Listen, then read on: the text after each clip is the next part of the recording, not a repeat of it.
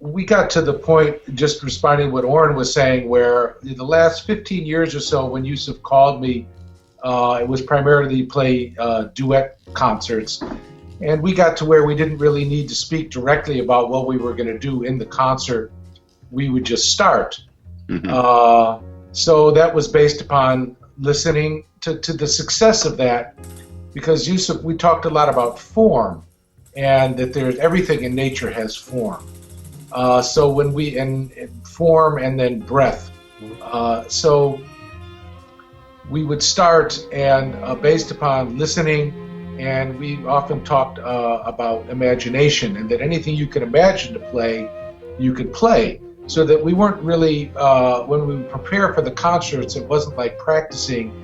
It was preparing so that you could be free to move. Technique was to allow you to be free to move anywhere your imagination led you.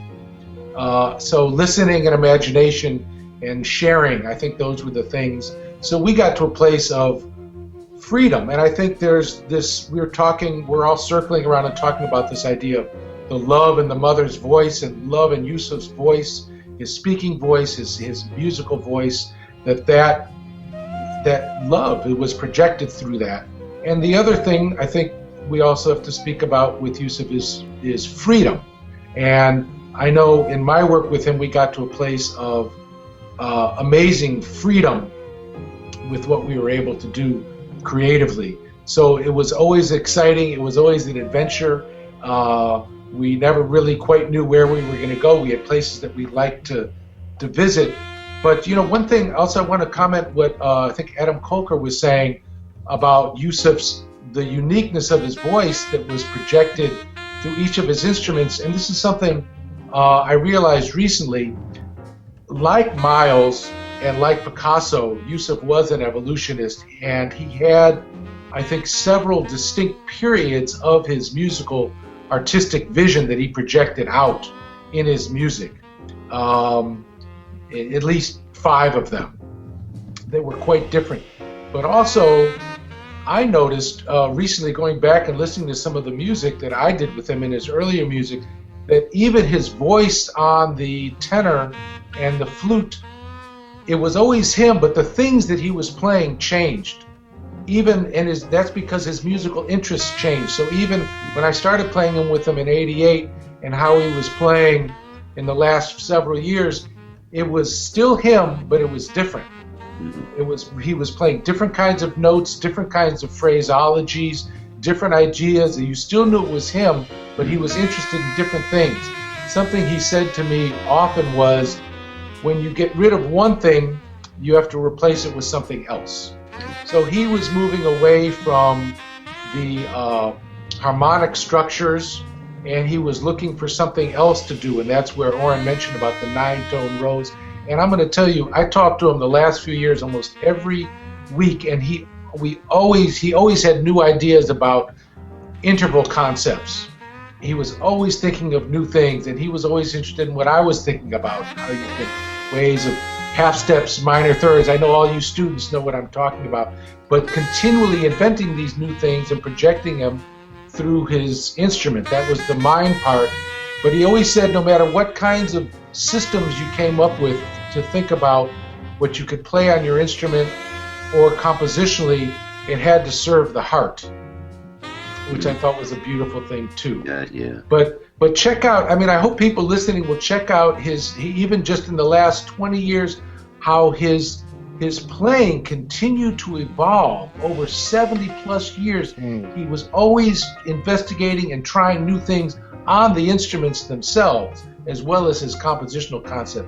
What an amazing feat. What an amazing, I think over time people are going to realize even more so what a gigantic contribution Brother Yusef made. Yes. Yeah. Gary, you've been around for a few years. Is this evolution?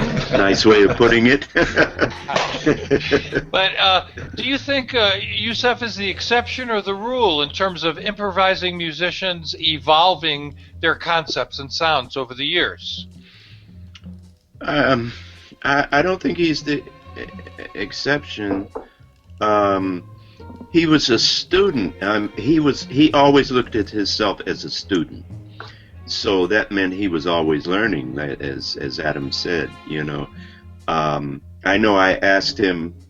He did a workshop at Oberlin. I teach at Oberlin Conservatory, and about 2 years ago he did a workshop out there, and I was asking him about the repository. His that's one heck of a work there, that book. And so I was asking him about it, and he said he started writing this and doing research on that book when he was working with Cannonball. He said because he had a band, he up until he joined Cannonball, he was a band leader, all that time. And now he didn't have the encumbrance of being a band leader, and so he was traveling all over the world with Cannonball. So he said during the days he would go to the libraries, in the different countries, in the different cities, and study and look up these scales and study the different types of music that he was interested in, and that's all music he was interested in. And that's how that book came about, because he had the time to do that. But he was just always a student. And I think John Coltrane was like that, which is why they were close. Sonny Rollins is like that. Yeah. Many musicians, Eric Dolphy. I used to practice with Eric every week. We had a standing every Wednesday. I'd go down to Eric's loft, and he would talk about Yusef, and these are inspirations, And I'm always asking my students, what are you working on? And what ideas do you have? You have to have ideas, and Yusef always had new ideas. Yes. Every day he had new ideas. Yeah. Sun Ra was like that also. Yes. Yes, Sun Ra was a man full of ideas, yes. Some very unique ones as well. Oran, did you have a comment about study? Well, I think Yusef, it seemed he studied in so many different ways, and sometimes it would be in the library, like Adam was saying, or even the mentorship thing that I feel lucky that he. That I was benefited from mentorship from him. I feel like he oftentimes talked about Coltrane and about little things that stuck with him. How much Coltrane practiced. He had all kinds of stories about going to Coltrane's house and him letting him in and just sitting back, and then Coltrane would just practice. Yeah, he just practiced forever. Or that he would drive him to the hotel after Miles' gig, and then come back to the hotel later, and Coltrane was still practicing yeah. stuff. Yeah. And the way that he talked about this stuff, it seems like he also had so many different ways of getting wisdom from different sources.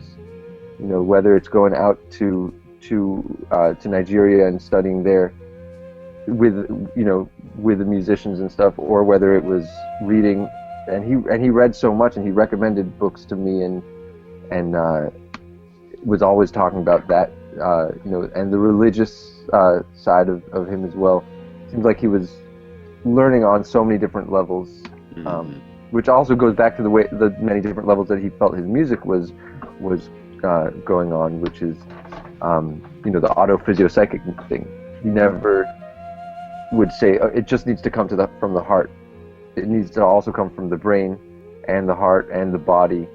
So, that kind of encapsulated his whole concept of auto-physio-psychic approach.